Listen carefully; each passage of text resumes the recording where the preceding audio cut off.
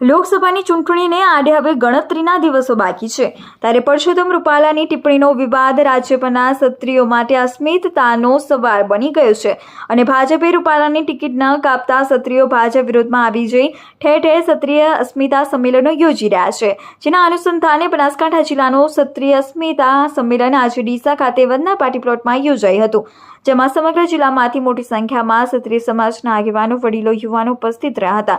સંમેલનમાં ગુજરાત પ્રદેશ કોંગ્રેસ પ્રમુખ શક્તિસિંહ ગોહિલ, બનાસકાંઠા લોકસભાના ઉમેદવાર ગેનીબેન ઠાકોર, ક્ષત્રિય સમાજના આગેવાન ઇન્દ્ર વિજયસિંહ ગોહિલ, થરાદના પૂર્વ ધારાસભ્ય ગુલાબસિંહ રાજપૂત, દિયોદર સ્ટેટના રાજવી યુવરાજ ગિરિરાજસિંહ વાઘેલા, બનાસકાંઠા જિલ્લા કોંગ્રેસ પ્રમુખ ભરતસિંહ વાઘેલા સહિત સમાજના આગેવાનો મોટી સંખ્યામાં હાજર રહ્યા હતા। આ પ્રસંગે ક્ષત્રિય સમાજે રૂપાલાની ટિપ્પણી બાદ ભાજપને અનેક રીતે સમજાવવાનો પ્રયાસ કર્યો હોવા છતાં હકારવામાં આવી પરસોત્તમ રૂપાલાની ટિકિટ ન કાપી ક્ષત્રિય સમાજને પડકાર ફેંકતા આજે સમગ્ર રાજપૂત સમાજે એક થઈ સંમેલન યોજ્યું હતું, જેમાં કોંગ્રેસના ઉમેદવાર ગેનીબેનનું ચૂંદડી, નારિયેલ તેમજ ઓઢામણ આપીને મામેરું ભરવામાં આવ્યું હતું। મામેરું ભરીને સમાજે ગેનીબેન પાસેથી બહેન બેટીઓની રક્ષા માટે હર હંમેશા આગળ આવવું પડશે તેવી બાંહેધરી લીધી હતી।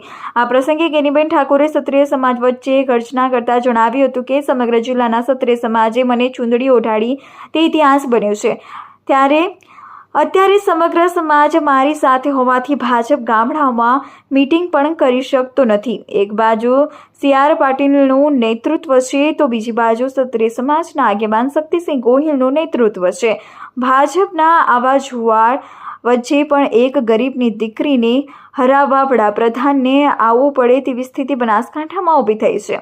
હું ક્ષત્રિય સમાજનું આ ઋણ કદાપી નહીં ભૂલું, તેમજ સર્વ સમાજની બહેન બેટીઓની આબરૂની જ્યારે વાત આવશે ત્યારે હર હંમેશા મારો આત્મા તેઓની સાથે રહેશે તેવી ખાતરી આપું છું। આ પ્રસંગે પ્રદેશ કોંગ્રેસ પ્રમુખ શક્તિસિંહ ગોહિલે જણાવ્યું હતું કે હું આજે કોઈ રાજકીય મિટિંગમાં નહીં પણ પરિવારના સંમેલનમાં આવ્યો છું। ક્ષત્રિયો કદી કોમવાદી નથી હોતા, તેઓ સિદ્ધાંતવાદી હોય છે। ભાજપના ઉમેદવારે દિલથી માફી માંગી હોત તો ક્ષત્રિય માફ કરી દેત, પરંતુ તેઓએ પાર્ટી માટે માફી માંગી ક્ષત્રિયોની અસ્મિતાને ઠેસ પહોંચાડી છે। આ પરસોત્તમ રૂપાલા અગાઉ પણ લેઉવા પાટીદાર, માલધારી, દલિત સમાજ વિશે એલફેલ બોલી ચૂક્યા છે, એટલે આજે સર્વ સમાજ ભાજપના આ અહંકારને તોડવા એક થયો છે। તેઓએ બનાસકાંઠા જિલ્લામાં શંકર ચૌધરીનું નામ લીધા વગર કીધું હતું કે બનાસકાંઠામાં એક વ્યક્તિ પોતાનું ચલાવવા જતા ફસાઈ ગયા, ખુદને બનાસકાંઠામાં ચૂંટણી લડવી હતી પરંતુ ગેનીબેન આવ્યા એટલે હટી ગયા અને પોતાના ઈશારે ટિકિટ અપાવી દીધી, એટલે હવે હારે તો એ હારે, જીતે તો મારું ચાલ્યું જાય તેમ કહી જો તમોને એટલું માન હોય તો રેખાબેનનું ડેરીનું ચેરમેન સોંપી દો। આજે બનાસ ડેરી એક ચોક્કસ સમાજ સિવાય કોઈની નોકરી આપતી નથી એ વાતનો ઉલ્લેખ કરી તેમણે શંકર ચૌધરી દ્વારા ચલાવતા જ્ઞાતિવાદને પણ ઉજાગર કર્યો હતો। તેઓએ વડાપ્રધાન મોદીને પણ હિન્દુ ધર્મના 4 મુખ્ય વેદોના અધિપતિ 4 શંકરાચાર્યના બોલનું માન ન રાખી ચૂંટણી હોવાથી અધૂરા રામ મંદિરનો પ્રતિષ્ઠા મહોત્સવ કરી શંકરાચાર્યનું પણ અપમાન કર્યું હોય તેવું જણાવ્યું હતું।